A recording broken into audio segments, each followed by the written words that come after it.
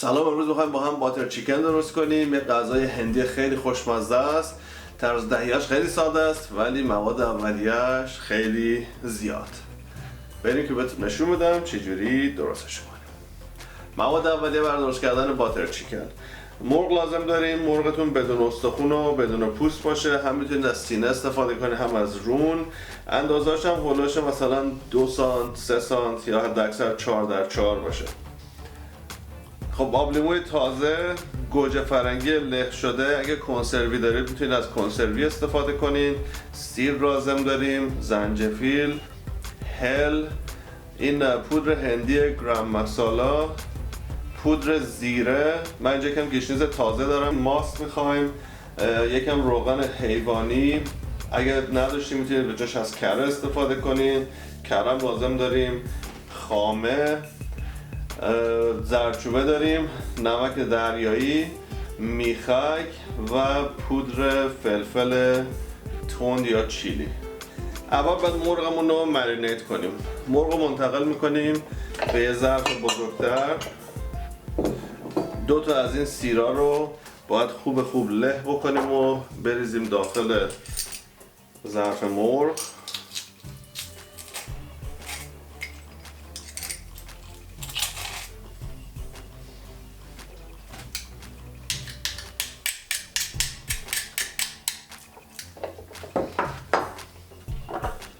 نمک رو بهش اضافه میکنیم.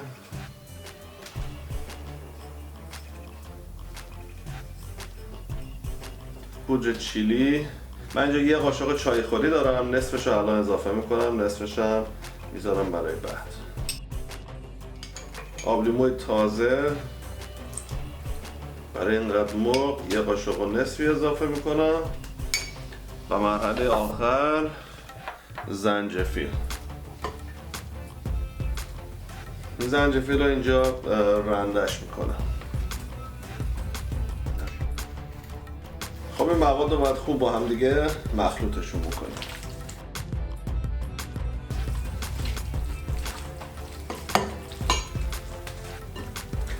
خب خوب که با هم مخلوط شد، اگه ظرفتون در داشت درش رو بذارین، اگه نه با سلفون روش رو بکشین بزنین توی یخچال که نیم ساعتی خنک بشه. توی این فاصله هم بقیه مواد رو درست میکنیم. خب تا مرغمون یکم خنک میشه توی یخچال، این بقیه مواد مرینیتمون رو درست میکنیم. خب ماست رو میریزیم توی ظرف بزرگتر. یه نصف قاشق چایخوری زردچوبه، 1 قاشق چایخوری پودر زیره و نصف قاشق چایخوری هم ادویه گرم مسالا.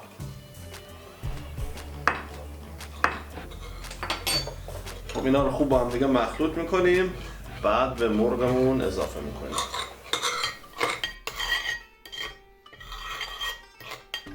یه نیم ساعتی که مرغمون توی یخچال مون، از یخچال درش میاریم و بقیه مواد رو بهش اضافه میکنیم.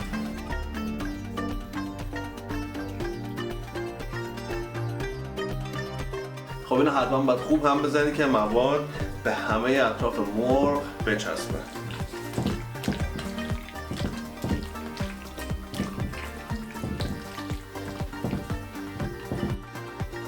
خب الان اینو باید بذاریم توی یخچال، حداقل 3-4 ساعت باید بمونه که مواد قشنگ داخل مرغ نفوذ کنه. تا 24 ساعت هم میتونید نگرش دارین. بعد برمیگردیم بقیه چیزاش هم بهتون نشون میدم. برای درست کردن باتر چیکن الان موادمون خوب با هم مرینیت شده. یه قابلمه میذاریم روی گاز، رو شعله ملایم رو به کم. کره رو میذاریم توش که آب بشه. مرغا رو باید بذاریم توی کره قشنگ بپزه. تا مرغمون داره میپزه سس دیگه‌ش رو آماده میکنیم. خب برای درست کردن سسش اون روغن حیوانی یا کرمون رو میریزیم توی قابلمه که آب بشه.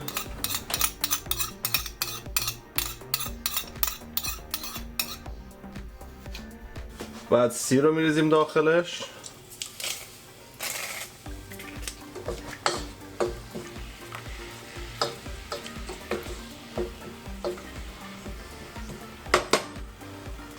میذاریم سیرمون یکم تفت بخوره، بعد زنجفیل رو بهش اضافه میکنیم.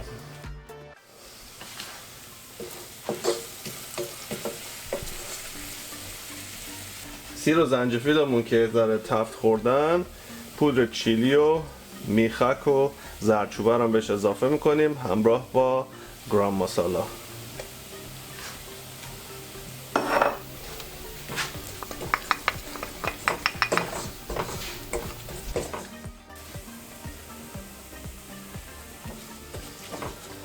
یکی دو دقیقه میذاریم اینا روی گاز باشن که قشنگ بوش در بیاد. بعد گیشنیز و آب لیمو رو هم بهش اضافه میکنیم.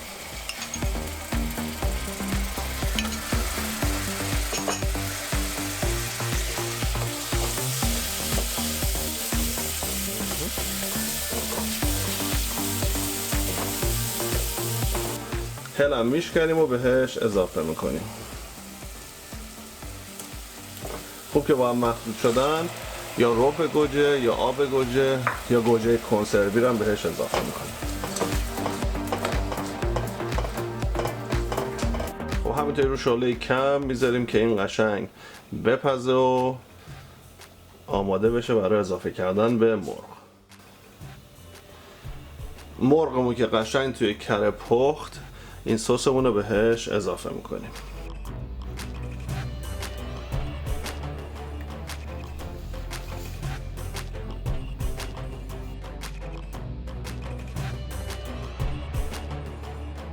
خامه رو الان بهش اضافه میکنیم.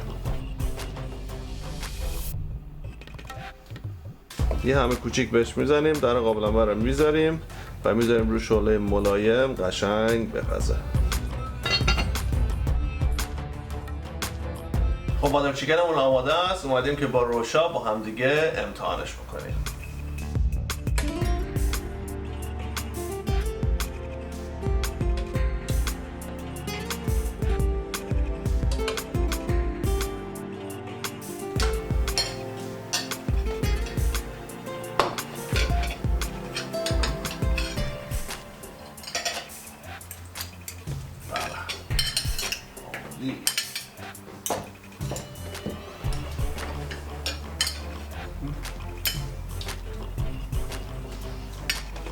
خب چطور بود؟ آره بود. امیدوارم که این غذا رو درست کنید. غذای خیلی خیلی خوشمزه‌ایه. میبرتون به کجا؟ هند. لایک و سابسکرایب یادتون نره. ویدیو رو با دوستان و فامیلتون شیر کنید و برامون کامنت بذارین.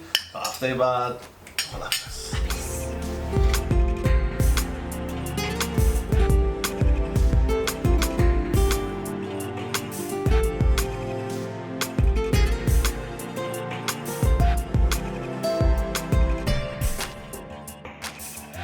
خوب که مخلوط شد. اگه درتون ظرف